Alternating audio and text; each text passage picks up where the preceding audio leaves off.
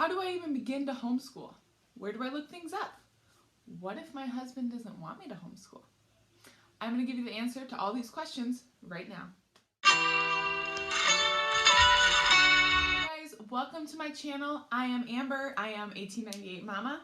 I talk all things motherhood, homeschooling, homemaking. So if any of that stuff interests you, make sure you like and subscribe because I come out with new videos on Tuesdays and Fridays. The very first thing that you need to do is you need to Google what your state laws are. Every state has different requirements for homeschooling. So I live in South Dakota and our requirements are pretty simple compared to some states. We have to fill out an exemption form every year. It says like the kids' names, who's homeschooling them, what grades they are. I can pop a screenshot right now of what it looks like.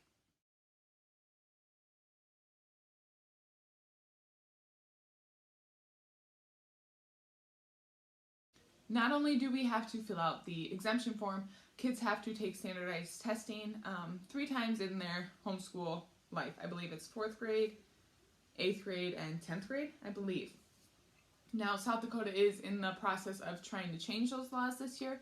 We are trying to get rid of the standardized testing, and we are trying to make it so that you only have to fill out the exemption form one time. You don't have to do it yearly.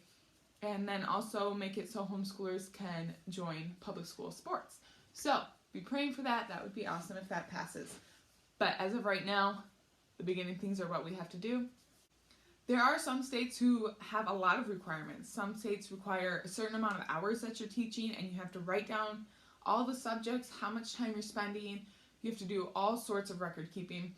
So make sure that you look up what your requirements are and who you have to contact to give that stuff to.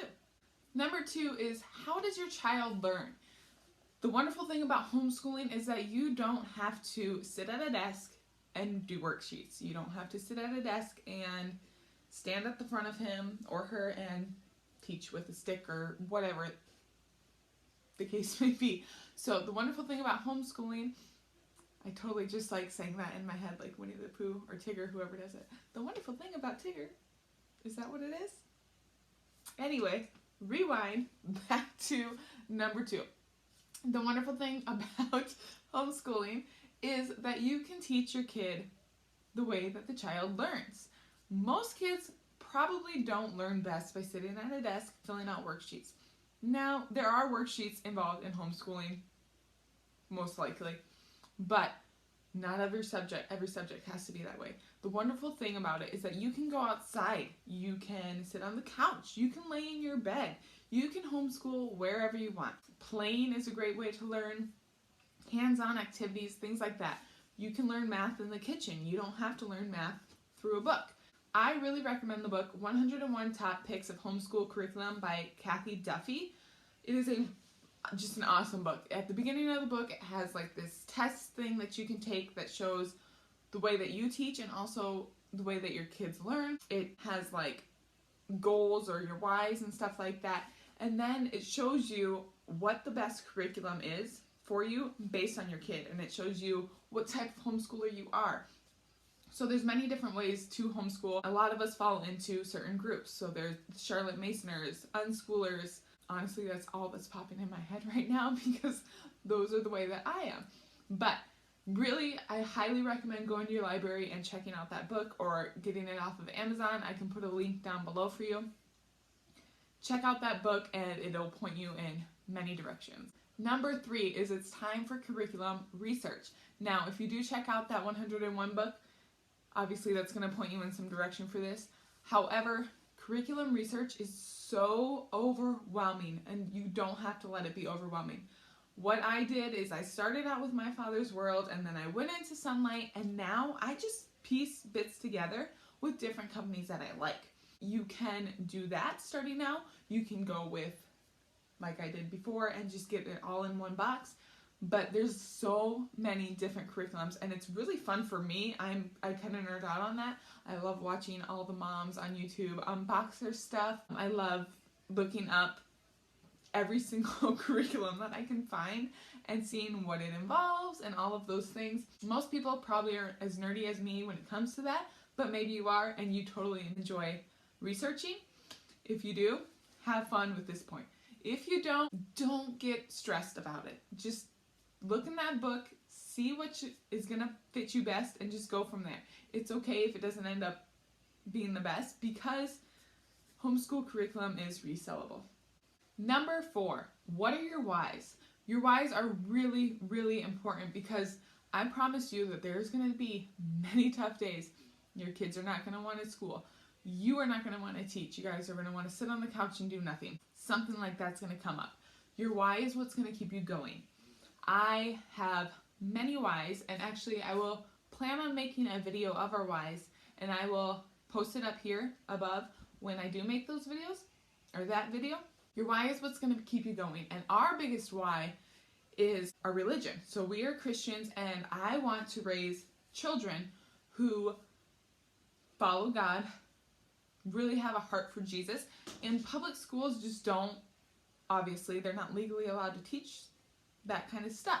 Now, I could send my kids to public school, and obviously the way that we live our lives and all of that could teach them. We can teach them in the evenings and on weekends, but I really want to integrate Christ into everything, and we also want to learn biblically based science versus what the schools teach. So, obviously, in order for that to happen, I have to homeschool my kids. Number 5, do not try to mimic the public school. You are not a public school, you are a homeschooler, so you don't have to follow their exact criteria. You don't have to, like I said earlier, put them in a desk and teach them. Teach what is best and how is best for you and your family. Number 6, homeschool community. Who is going to support your decision? Now, you don't have to necessarily go out and join a homeschool co-op.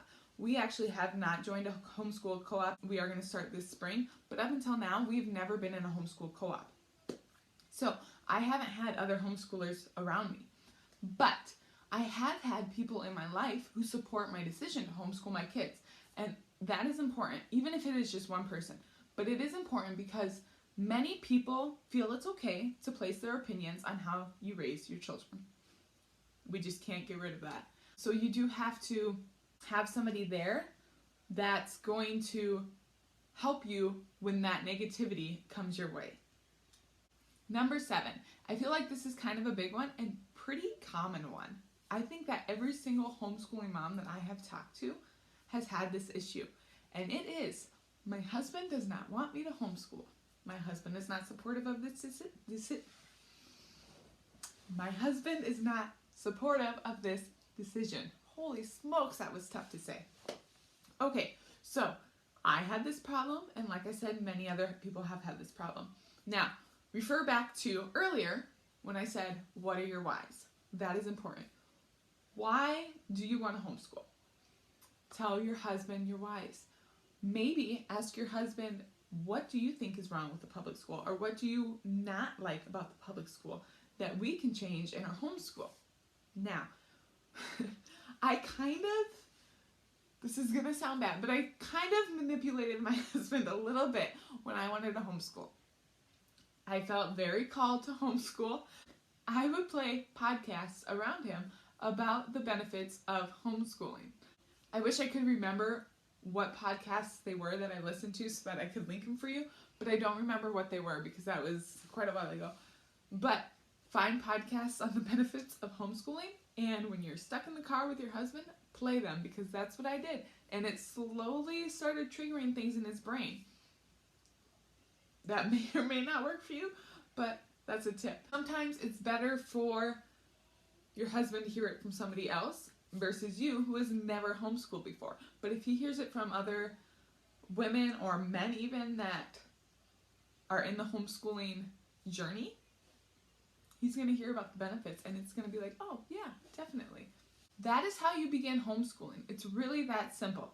If you like this video, give it a thumbs up, and if you do end up homeschooling, please comment down below, because I really want you to join my community, and I really want to get to know you. Homeschooling mamas definitely need to unite. Now, I do come out with new videos on Tuesdays and Thursdays, so make sure you hit subscribe and ring the bell so that you are notified of when I come out with new homeschool videos.